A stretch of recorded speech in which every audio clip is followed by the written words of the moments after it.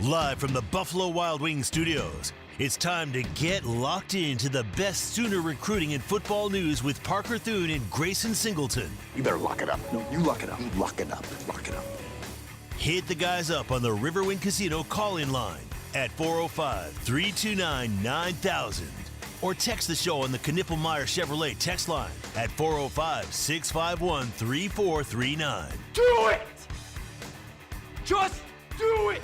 Now, with Locked In, here's Parker Thune and Grayson Singleton.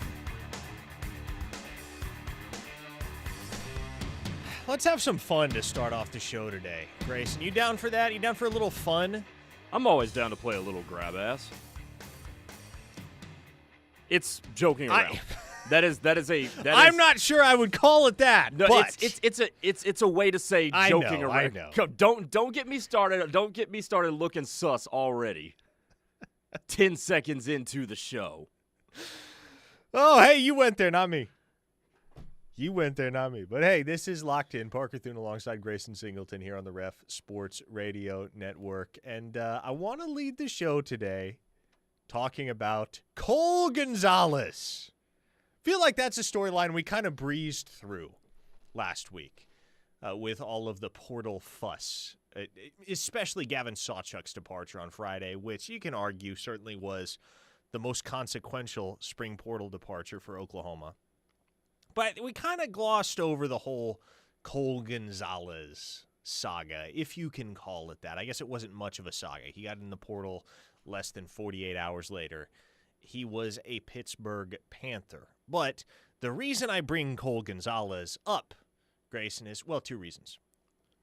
One, as we have discussed before on this program, Oklahoma prefers to carry 4 scholarship quarterbacks at all times because of what happened against Texas in 2022. It was there and then that Brent Venables and his staff made the decision that thenceforth they would be rostering 4 scholarship quarterbacks, which they were throughout the spring, but one of them just left in Cole Gonzalez, the Western Carolina transfer, who spent about 3 months at Oklahoma. He hit the transfer portal last Thursday, very quickly turned around and committed to Pitt, which was no surprise given that his former offensive coordinator at Western Carolina, Cade Bell, a guy that was mentioned. I don't know if he was ever a serious candidate. I know he got a call, but he was mentioned as a potential answer for Oklahoma at OC after they lost Seth Littrell. I say lost Seth Littrell. After they dismissed Seth Littrell summarily. But his old offensive coordinator at Western Carolina, Cade Bell, was then in his first season at Pitt, and at the time Pitt was undefeated and playing really well on the offensive side of the ball. So Cole Gonzalez gets in the transfer portal, very quickly reunites with Cade Bell at Pitt. He probably backs up Eli Holstein this year, probably, but then could have the opportunity, certainly, to be the starter in 2026 if things break a certain way for him. Regardless, the way all of that came together and the speed at which it all came together, you can't help but think tampering when something happens that fast. Right, when you have a guy that is in the portal, takes a visit, and commits and signs and announces all within the span of 48 hours, you tend to think tampering.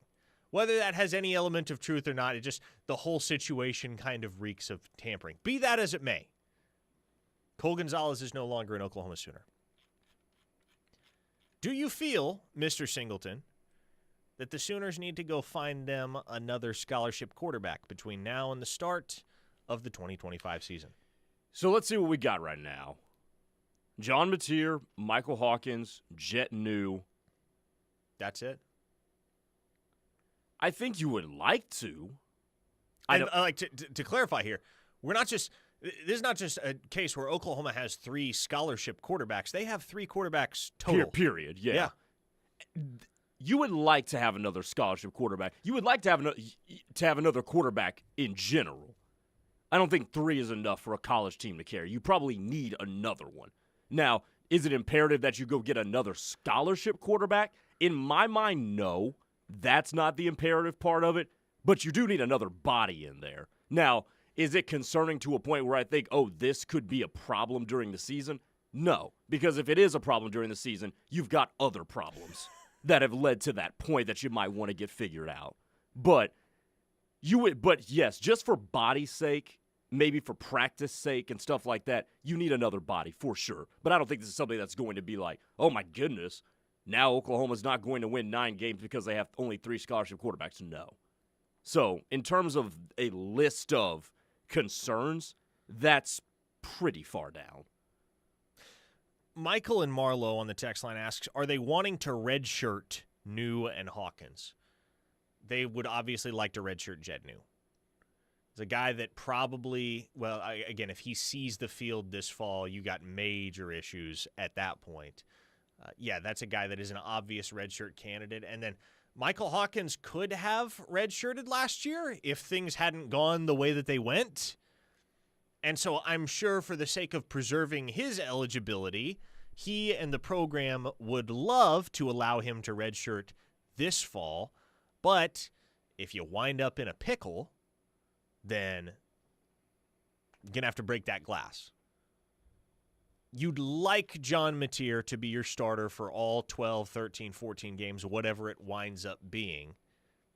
And then I think in an ideal world, the way it lines up for Oklahoma at quarterback right now, Mateer is one and done, has an awesome season, leads Oklahoma back to competitiveness in the SEC, then bolts for the NFL, and it's Michael Hawkins' turn.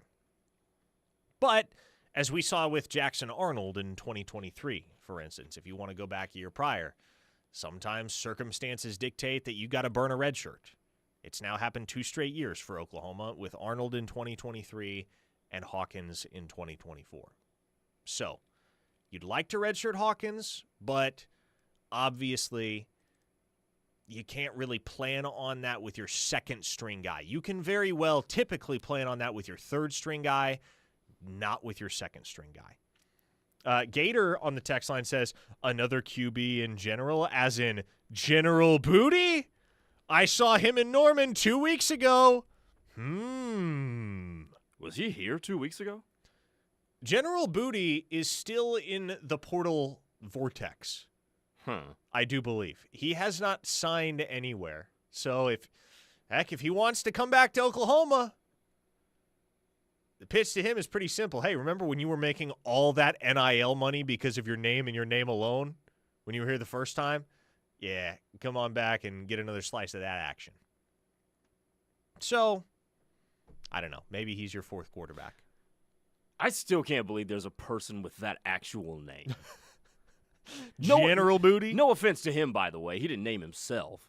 But that is just so wild that that actually exists. Oh, no. I've just received a toll violation notice. This is very obviously a scam text. Right. But I'm going to be deleting the text now. Because I'm not an idiot, folks. If you get a toll violation text, you're getting scammed. So you're not going to pay that one like you did your home Listen, warranty or whatever that was? No, definitely not. Made that mistake once, never again. The other reason I brought up Cole Gonzalez is, and this is where the fun comes in. I was about to say. Cole Gonzalez was at Oklahoma for all of 3 months. One of the shortest tenures that we have ever seen with the program. And that, of course, is made possible by the unrestricted free agency nature of college football today.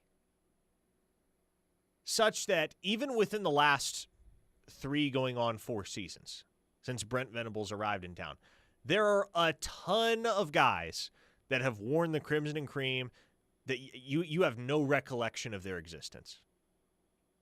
You want to play this? You want to play a game here? Ooh, okay. Name a random Sooner of the Brent Venables era. I want to see how many different answers the text line can come up with. I'll start you off. Philip Paya. You remember Philip Paya? Surprisingly, I've heard that name. Yeah, transfer defensive lineman from Utah State that was at Oklahoma for 1 year in 2023. I believe he appeared in 2 games.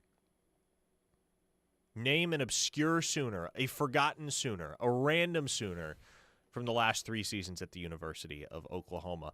While you come up with your submissions, want to remind you that this show is brought to you by Dorsey Jones Buick GMC in El Reno, family-owned and operated, purveyors of fine Buick and GMC vehicles, perfectly suited to take care of you if you're in need of an upgrade in the transportation department. Fantastic service advisors out there, half-price oil changes on Saturdays, so it's not just about getting a new vehicle, it's about maintenance of your current vehicle. Dorsey Jones can take care of all of that and much more for you if you make the short trek out to El Reno.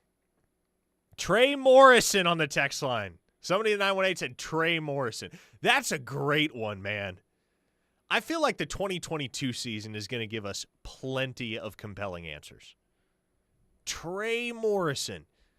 He was a safety that had spent 4 seasons as a starter at the University of North Carolina and then transferred to OU to spend his last season of college ball in Norman in 2022. Don't recall him doing much of anything for OU. He might have started a few games, might have, but he was kind of just a guy there.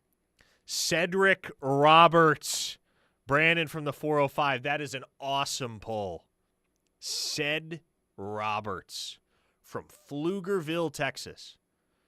He went JUCO after he left Oklahoma, and I believe he's at Texas State now, which last few years, Texas State has just kind of taken all of the Oklahoma cast-offs.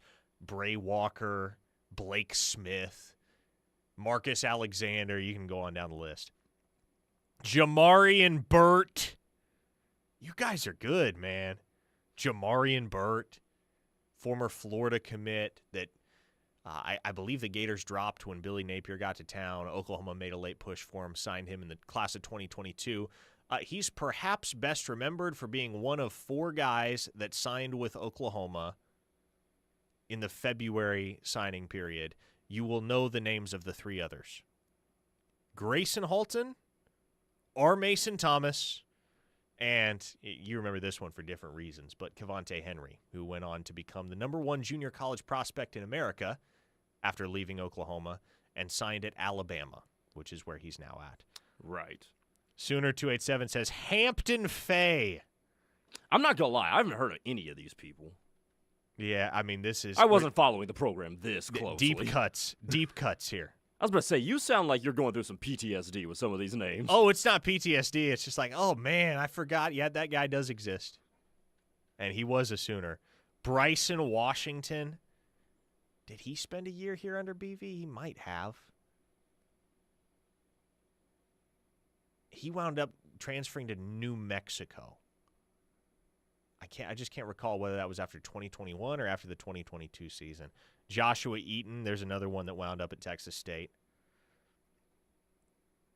The running back that went to LSU. That precedes Brent Venables, but yes, Trey Bradford, I think may have had the shortest OU career of anybody that actually made it to campus. He transferred to Oklahoma in April of 2021.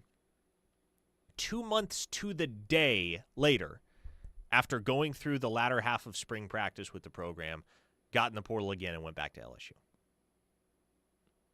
It was a very weird snip-snap type of occurrence there. Mark of that. Oh, I heard thunder. We going to get some severe weather today? I am prepared to. I hope so. I mean, the fact that I can hear the thunder through my headphones should be indicative enough. Ralph Rucker, there's a great one. Ralph Rucker, if you've kept up with him at all, he's actually tearing it up at the FCS level up at Bucknell University. I think he has another year of eligibility left. Think he's going to be their guy again this fall. But Ralph Rucker has had a tremendous career at Bucknell so far. He spent, I want to say it was 2 years at OU, 21 and 22. A 4 or 5 listener said, some guy named Jackson Arnold hung around a few months, turned the ball over a few times. A lot of submissions for Alton Tarber. Alton Tarber. I have no idea what he is up to these days. No idea. He was on Oklahoma's roster for 1 year and 1 year only. The 2022 season, never appeared in a game. He was a guy that Oklahoma flipped after Brent Venables and company got to town in December of 2021. They flipped him late in that recruiting cycle from Georgia Tech. Never made an appearance in an OU uniform and then left the program to go back closer to home. Daniel Parker, that's a great one. Missouri transfer tight end that spent the 2022 season at OU. DJ Graham. I know who that one is. Oh, yeah. DJ Graham was here a while. That's not even obscure. He wasn't really obscure. He had one of the most memorable plays Yeah. of the 21st century for the University of Oklahoma. That is on highlight reels everywhere. Yeah, the backhanded, one-handed interception. He was starting at cornerback for Oklahoma by the end of his true freshman season. So, yeah, I don't even count that one as obscure. Isn't that one on Gus Johnson's highlights for when we play his epitaph? Probably so. Damond Harmon. Man, I thought Damond Harmon was going to be really good. I did. He bounced around after he left Oklahoma. I think he went to Liberty, maybe? Or I can't. No, it was NC-A&T, North Carolina A&T, and then went somewhere else. I've lost track of Damond Harmon. I was sold on him being the next big thing for OU. And he actually made a few starts in 2022, as I recall. Kyle from Salzal. Parker sounds like a kid in a candy store right now. Dude, this is so much fun. Baseball Ross said Moonlight Graham. Is there something I'm missing here? Yeah, you've seen Field of Dreams, right? Oh, okay. Yeah, Moonlight Graham. Got you. Josh Ellison, that's a good pull. He went to Memphis. Kelvin Gilliam transferred to Virginia Tech. Elvie Bunkley Shelton, who came to Oklahoma via Kansas. And was he at another school before that? I can't even recall, but he ended up going to Georgia State after he left OU. David Swaby. Yeah, that was before BV. Robert Conjul, that's a great pull. And then there was another one that I saw and then lost for the life of me. Well, I saw a Micah Bowen's nomination in here. Tattoo Baker has sent the same name in like 5 times. Bishop. Who is Bishop? Tattoo Baker, you're going to have to help me out. Which Bishop are we talking about? There's either a joke that I'm missing or... Yeah, he said Twitter will know. Okay, well, yeah, Twitter's going to have to figure that one out. Micah Bowens. He wound up finishing his college career at Bethune-Cookman, I do believe. And he was bad. He was kind of always bad as a quarterback. He should have just played defensive back coming out of high school. T.D. Roof. T.D. Roof, Ted's son, never appeared in a game for OU, transferred to OU for his final year of eligibility in 2022, missed the whole season because of a torn bicep, chose not to apply for a 7th year of eligibility, and just entered the workforce. Which, hey, respect to T.D. Roof, because there are a lot of college football players out there that should probably be preparing for the workforce. TJ Finley, for instance, that quarterback from Tulane that's getting in the transfer portal right now to go and try to find a 6th school to play college football. Sir, I'm sorry. Workforce. Jimmy Satterfield on our YouTube chat says Jalen Conyers. Jalen Conyers, yep. He was here for a year in 2020, transferred to Arizona State, wound up finishing his collegiate career with Texas Tech, and just signed a UDFA deal with the Miami Dolphins last week. Okay, well, this was a fun little exercise to kick off the show. How about coming up next, let's talk about the situation with Jermichael Carter, the transfer wide receiver from McNeese. I'm sure y'all are waiting with bated breath to find out the outcome there as Oklahoma battles a couple of other P4 schools for his services. So we'll bring you up to speed on the happenings with Jermichael Carter. Coming up next, you're listening to The Ref, the home of Sooner fans. Are you in need of purchasing your own health insurance? Are you turning 65 and confused about Medicare? Are you an employer looking at offering benefits to your staff? Call the agents at Allison Insurance. They'll sort through the confusion. They're not captive to just one company, and they'll get the best option for you. Don't get frustrated. Call Allison Insurance at 800-580-5587 or 745-2968. Allison Insurance. They are the experts. As Oklahoma grows, we want to grow with it, and serving part-time in the Oklahoma Army National Guard is perfect for that. Our service provides money for school, so we can be ready for a new career or improve our current one. We learn valuable teamwork skills and get hands-on with some of the latest tech. And we also help the communities we live in recover whenever they are in need. Our service is helping to keep Oklahoma and ourselves moving forward. Learn more at nationalguard.com/OK. Sponsored by the Oklahoma Army National Guard. Aired by the Oklahoma Association of Broadcasters and this station. For the professional, it's not enough to just possess knowledge. That's why at GMC, we seek to refine it, to wield its power, to redefine its boundaries, while pushing the limits. And we put this knowledge to the test in every GMC Sierra by engineering each one to outperform your expectations. So you know you're getting precision and durability when you need it most. And that's what makes the GMC Sierra the truck worth knowing. We are professional grade. See your Oklahoma GMC dealers. Feeling stuck in your current home? Now is the best time to make a move. Home Creations is making home ownership more affordable with low interest rate opportunities and special financing. Don't wait. Live like a champion today. Call Holly at 405-364-9999 to find your dream home. 364-9999 is Home Creations.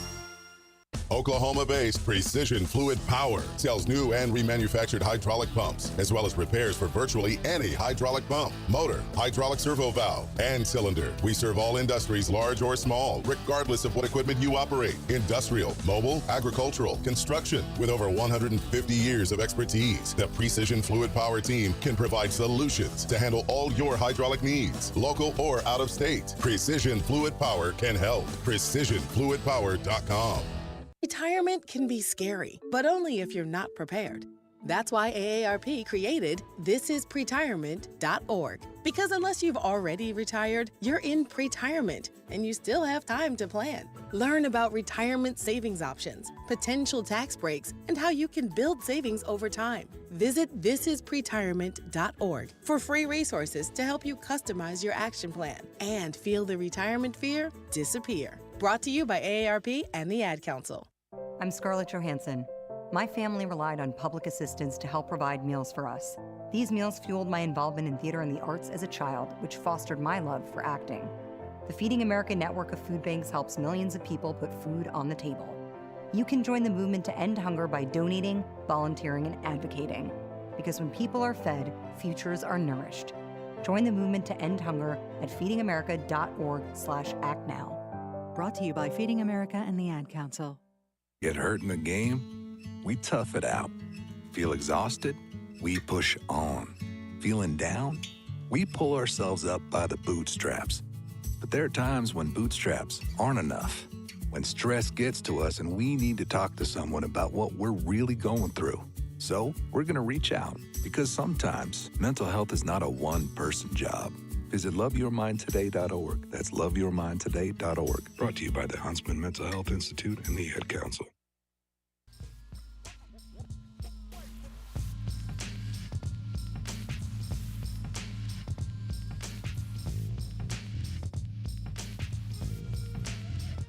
It is locked in here on the Ref, the home of Sooner fans. Brought to you by Dorsey Jones Buick GMC in El Reno. The Knippelmeyer Chevrolet text line available to you throughout the show at 405-651-3439. Kyle from Salisaw says, Parker, I need you to set the spread for me and Grayson's CFB 25 game when we do play. We can do live bets through the KREF app and use all money made for NIL, even if it's just a total of $1.50. Is this shaping up to be like an actual, legit, high-profile showdown between you and Kyle from Salisaw here? I don't see why not. Okay, I'll play him. I'll set the line. I need to. What kind of player are you, Grayson? You a run first guy? You a pass first guy? Definitely pass first guy. Ooh, okay. Definitely pass first guy. Up tempo. We're not going to huddle too often. Interesting. Okay, I'm taking Kyle then. What? Yep. What about that? I got Kyle as the favorite. What about that made you think Kyle's man, gonna like, win? here's the thing. You play CFB 25, you learn real quick. It is very much an arcade-style football game. You get going too fast, man. You start processing quickly, anticipating throws, trying to fit balls into tight windows, man.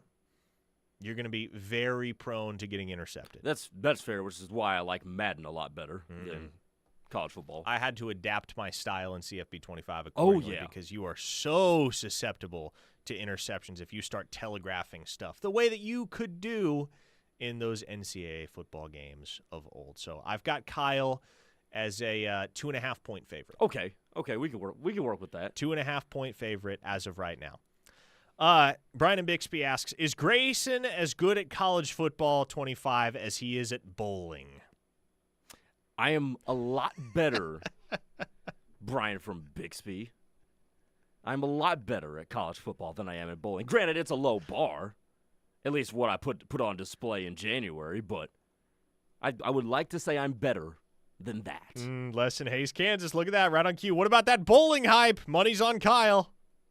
You know what? They're coming after you, man. I can see that. You know what? Fine. I didn't perform well as a favorite. That don't mean I don't perform well as a dog. All right, let's get back to our subject matter here, our actual subject matter. And that, of course, is McNeese transfer wide receiver Jermichael Carter, 6'4", 192 pounds, originally from Kentwood, Louisiana. Right now, working towards a decision with Oklahoma, Baylor, and Vanderbilt in the picture. As I understand, there are a couple more P4 schools trying to get in on the action late. Is it too little too late? Will it be as simple as OU, Baylor, or Vandy for Jermichael Carter? We will have to wait and see. This process is taking a while. Grayson. Yes. Yeah, like this is really starting to linger at this point. Which is, I wonder how much longer it lingers before OU just says, okay, forget it. Or, if you want to spin this positively, until Jermichael Carter just says, yeah, I don't want to take any more visits. This is taking too long. I'm going to go sign with Oklahoma. Both are equally likely. Exactly. I've seen Oklahoma operate this way before. At a certain point in the program's eyes, the juice is no longer worth the squeeze, and they're just like, okay, we're done. We're done. We're going to go, we'll figure out a way to get Keon Brown admitted. So I don't know at what point that happens, but this whole Jermichael Carter process has taken a lot longer than anybody in the OU camp would have expected. I guess we're still only 4 days clear of the visit to OU and 3 days clear of the most recent visit period that he took, which was the trip to Vanderbilt. But even so, especially the way the portal operates these days, that feels like an eternity, doesn't it? And not just that. I think the other reason why this feels like it's being drawn on is because what Tennessee is doing as well. Is that visit going to happen? Is it not going to happen? At this point, you would assume it's not. If you paid attention to Jermichael Carter's tweet earlier today, does it tell the whole story? Maybe not, but it certainly indicates something. He put out a tweet that included no text whatsoever, only 3 photos, a photo of him in a Baylor uniform, a photo of him in an Oklahoma uniform, and a photo of him in a Vanderbilt uniform, thus implying, at the very least, that he is down to a final 3 of Baylor, Oklahoma, and Vanderbilt. And I think just the uncertainty with that probably is what's drawing this on. Like, I can't imagine another school gets in the mix unless they just overpay for him. Other than that, I think it's those 3. A listener in the 405 asks, so if OU gets Jermichael Carter, does DJ Ara Khan come with? Oh, that's that McNeese basketball manager. Didn't he go with Will Wade to NC State? He did. Unfortunate. And he signed a very lucrative NIL deal in the process, too. Yeah, I don't think Oklahoma's in the business of bagging equipment managers. I don't know if there's room for that in Jim Nagy's structure, payroll. Yeah, I can't imagine. So we'll see what happens with Jermichael Carter. Again, as I mentioned, it sounds like there may be another team or two that's trying to throw a wrench in the calculus for OU and Baylor and Vanderbilt and make a push late in the process to bring Jermichael Carter home. But I still favor OU based on the sum of the things I've heard. You always have to be apprehensive, though, when a decision hasn't been made commensurate with the timeline that would indicate that OU is the choice. And we're kind of past that timeline already, and at that point, it more or less becomes anyone's game.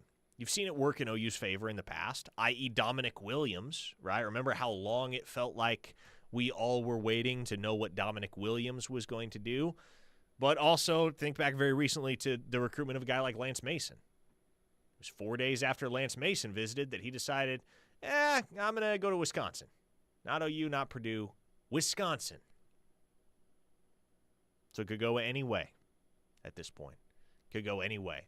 I wish I could give you more of a sourced indication as to where Jermichael Carter is leaning, but it doesn't sound like any of the involved schools really have a strong read on where his head is actually at and where his camp is actually at, because obviously he's got an agent and all that, just like pretty much everybody does in the portal these days.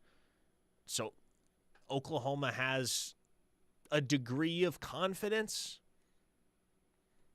but that can mean something and that could mean nothing. They were confident they were getting Lance Mason. Didn't come together. So it's one of those deals where at this point we may just all have to find out together. 405 listener says, a KREF Army online dynasty would be fire. Let's line it up. I'm down for that. Let's do it. Okay, Grayson, you're organizing it. Well, you don't want to be commissioner? No. You want me to be commissioner? Yeah. Okay. I don't know. I mean, I guess. Okay. I mean, I guess we're probably the only ones at the station that play this. Yeah, it's probably true. You don't think Perry Spencer's a low-key gamer? Actually, I think Perry Spencer does play. Does he really? I think he does. That's funny. now that you bring that up. Oh, man, maybe we can rope Perry in. If you want in on the online dynasty, just text us, I want in, and we'll coordinate. Kyle from Salisaw has volunteered to be commissioner. So there we go. We got at least one We should have an election. That might be a little too much. By the way, this is worth bringing up. Because as of right now, the lone 5-star prospect on Oklahoma's official visit slate, the only 5-star prospect that has an official visit booked to Oklahoma right now, is Felix Ojo, the outstanding offensive tackle from Mansfield, Texas. And his recruitment is getting wild, Grayson. What I mean by that is he initially released and to his credit, he made it very clear this is not a top 5, but these are going to be my 5 official visits. And if I'm just trying to pull from off the top of my head, those 5 official visits were OU, Texas, Notre Dame, Michigan, and Ole Miss, I do believe.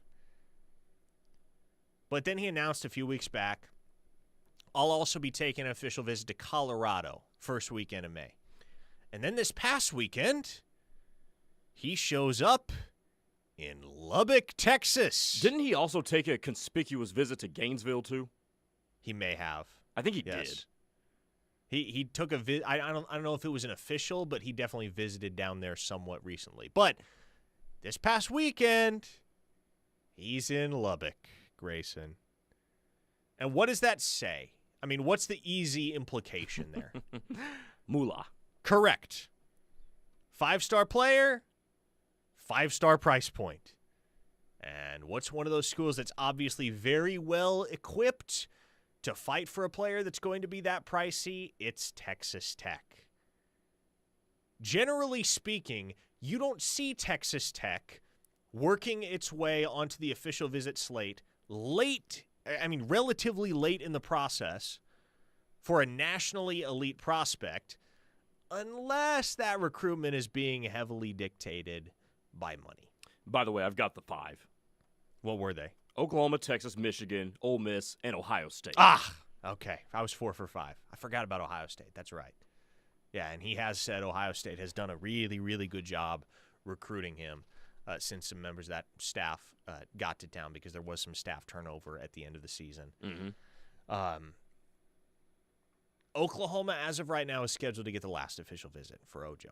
They're going to have him on campus June 20th through the 22nd at the Champ U Barbecue. And the thing about it, Grayson, is and it's kind of a double-edged sword, what happened with Michael Fasusi last year. Because on the one hand, what happened with Michael Fasusi,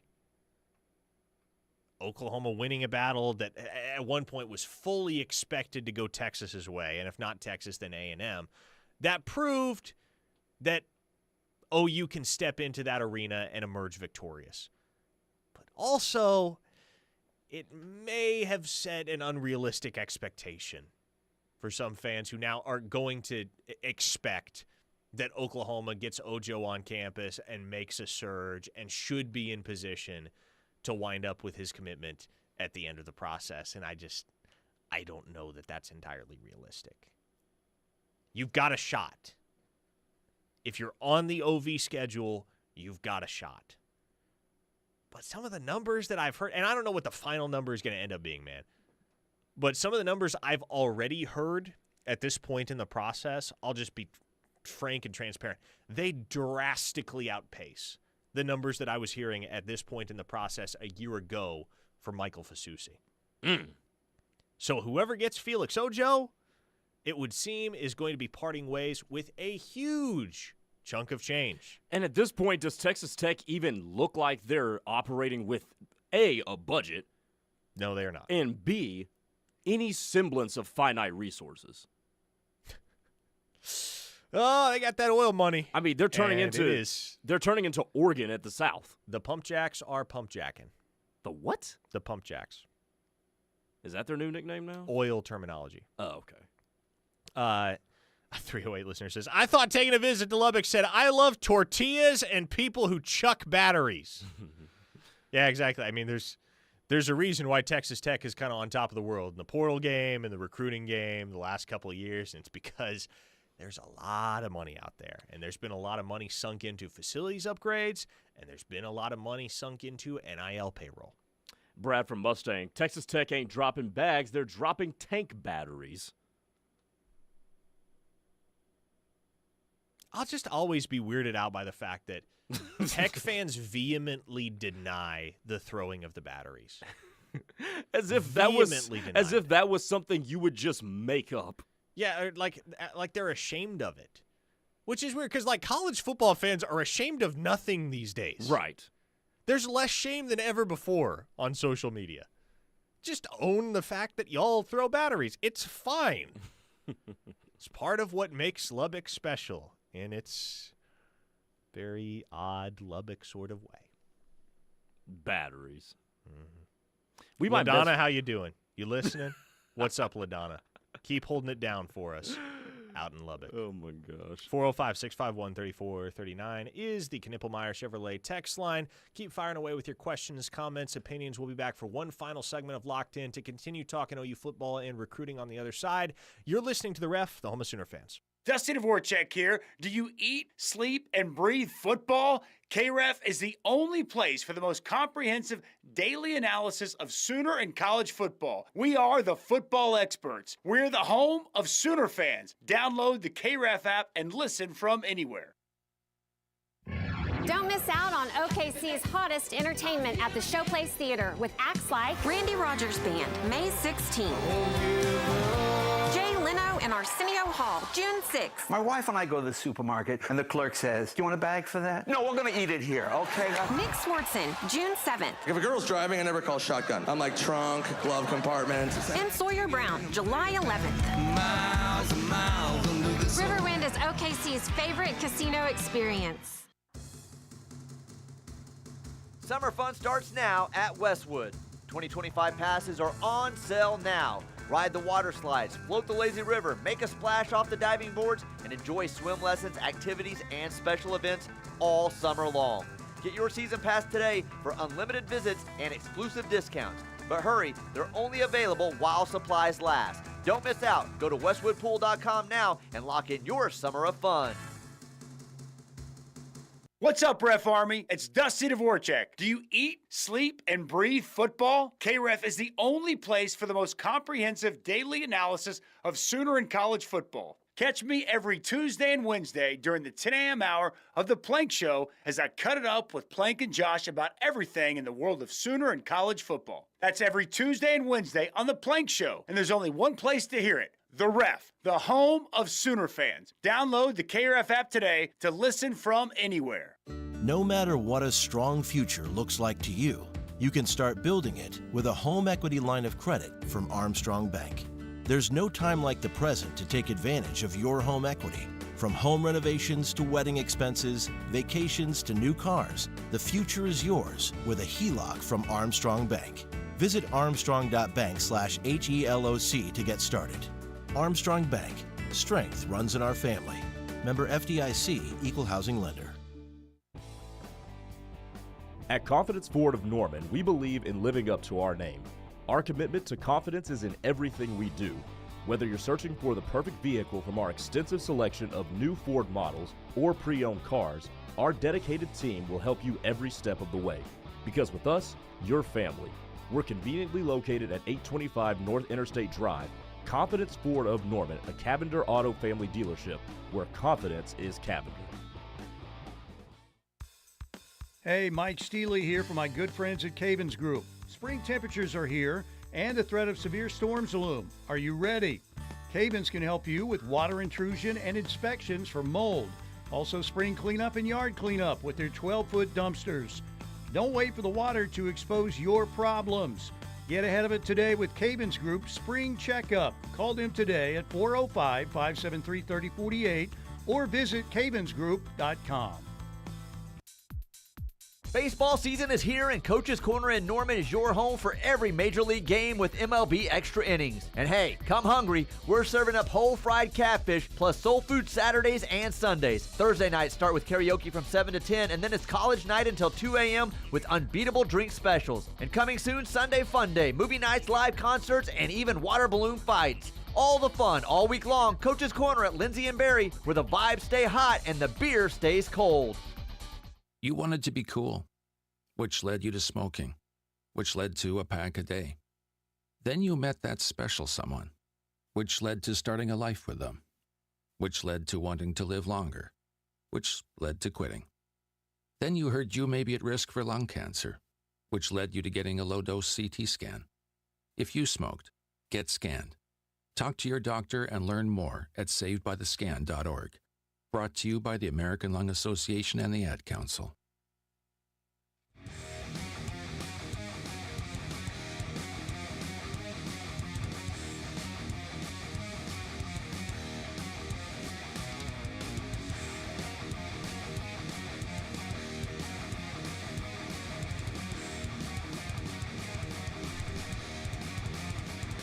Text line's coming at you today, Grayson. Jim said Grayson's from Texas and doesn't know what a pump jack is? Jim, you got to realize I spent 90% of my life playing basketball. He's from Rockwall. That's not exactly oil country. Wiley. Oh, okay. I mean, Wiley. it's 20 minutes from Rockwall. Okay, there but you go. no, I spent 90% of my life. What else is over there? Saxy? Right next door. Yeah. I lived in Saxy for a couple years. There you go. Yeah. Garland's right there. Yeah, not exactly oil country. You get out in West Texas. Allen's 15 minutes away. Mm-hmm. Yeah. You get out in West Texas, it is some of the most desolate land I have ever seen. Yeah, no, and I'm not like a big outdoors person. Obviously, I'm not a country person by any stretch of the imagination. So this kind of stuff is not me. Some news items before we continue. Former OU running back Sam Franklin has signed with the University of South Florida. So he will spend his final year of collegiate eligibility as a USF Bull. Woody Washington earned a minicamp invite and accepted said minicamp invite yesterday from the Baltimore Ravens, so he's going to get his shot to make an NFL roster. The University of Texas is trying to horn in on Emmett Jones action. Texas offered four-star wide receiver and longtime OU target Alger Miles today. You would think they are far too late to have a prayer there, but who knows? We will see. I thought that was interesting. It's May. Well, it's almost May, and here are the Longhorns trying to get involved with a guy that Oklahoma has been recruiting for over a year. I do believe, at this point. And I could have sworn, Grayson, when I glanced up at this TV screen on the MLB Network, for a split second, I was looking at a bearded Ted Roof. I could have sworn I was looking at Ted Roof talking MLB baseball on the MLB Network. It's actually Joe Madden. Oh, okay. Ted Roof and Joe Madden look strikingly similar, and I am only now just putting that together. Oh, Ted. Hope you're doing all right. What's he up to these days? Is he employed anywhere? I know he was dismissed from UCF. I gotta go back to his Twitter account. See if he's oh wow, okay. He hasn't tweeted in years. I don't know if he's ever tweeted an actual tweet as opposed to just retweeting things that other people tweet. But yeah, his Twitter still lists him as the defensive coordinator at UCF, which obviously he is not. So, Ted, hope you're doing all right, man. He was always great to deal with. Good guy. Good guy, Ted Roof. Great defensive coordinator? Maybe once upon a time. But great dude. I need to get this off my chest.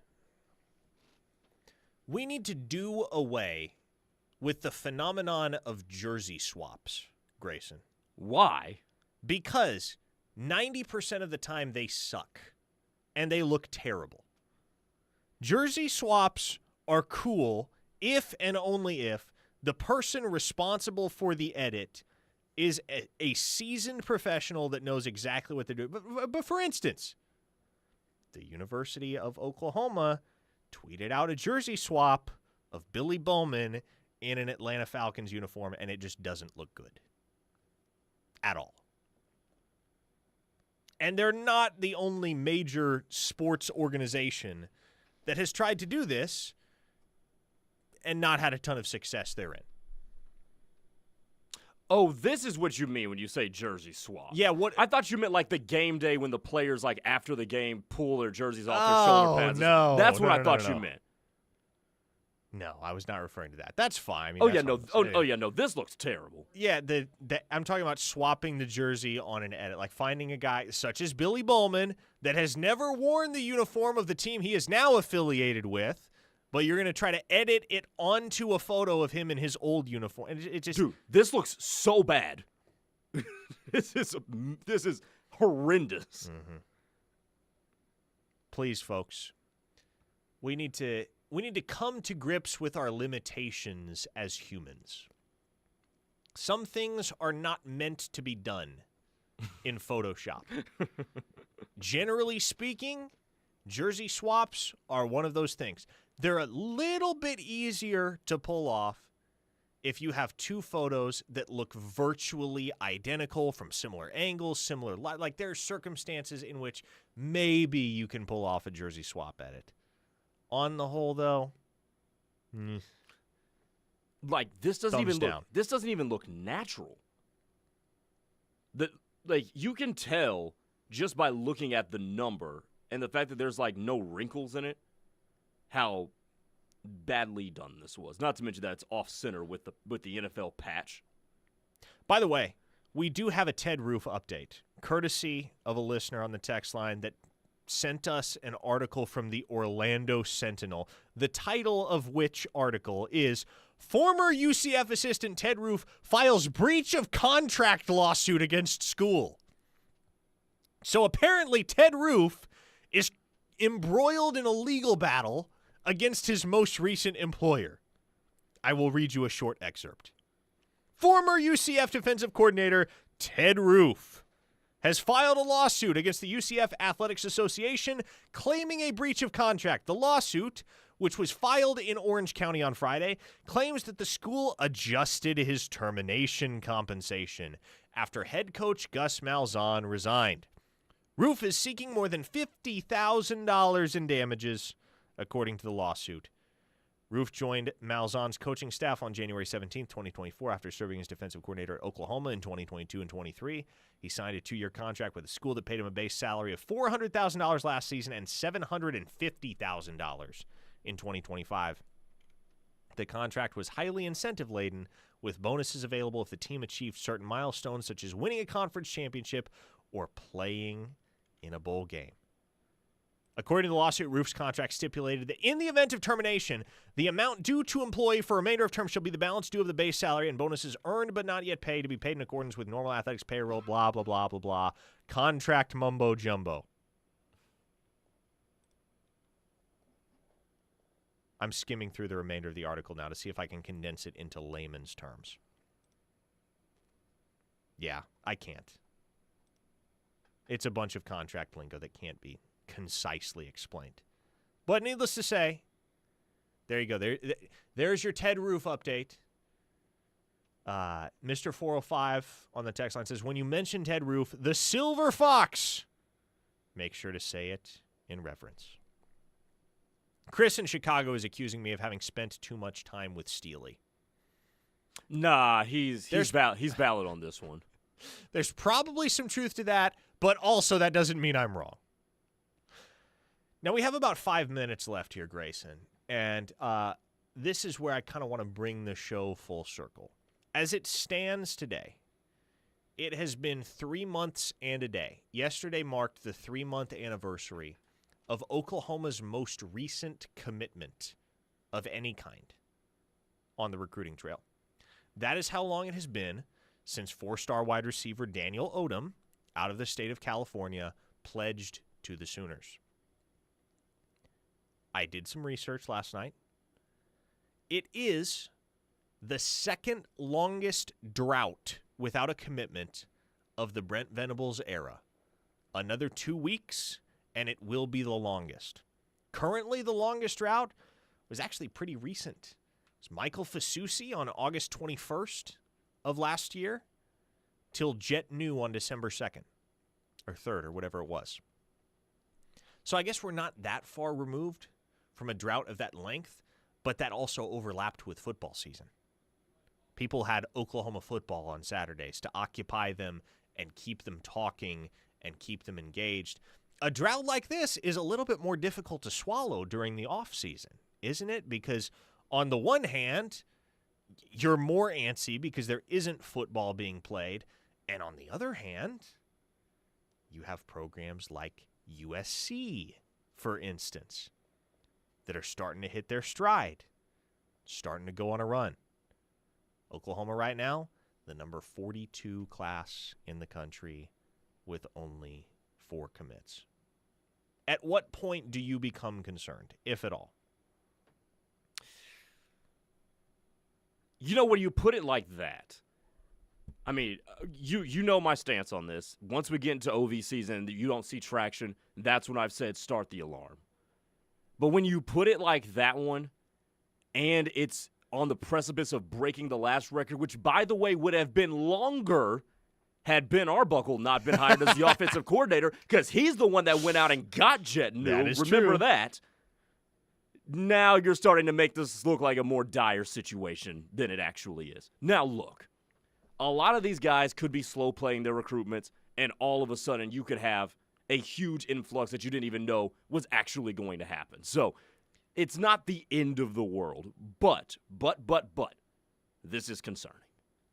This is a little bit concerning that none of these puzzle pieces are starting to come together right now. Now, I will point out there is a commitment date on the schedule for one of OU's top targets, cornerback Ryan Gilbert, who's going to announce on May 15th. So that may very well mark the end of the drought if OU can hold serve in that recruitment. What will be interesting to watch is that SMU just got a commitment from Gilbert's high school teammate and close friend, Markel Ford, who was also a top target for Oklahoma. Mm-hmm. Does that give SMU, and I would say SMU is and has been in second place with Gilbert. Does that enable SMU to make a surge with Gilbert, the 4-star cornerback out of Mesquite Horn High School? That remains to be seen. But we'll no doubt keep close tabs on that heading into Gilbert's commitment, which is just over 2 weeks away.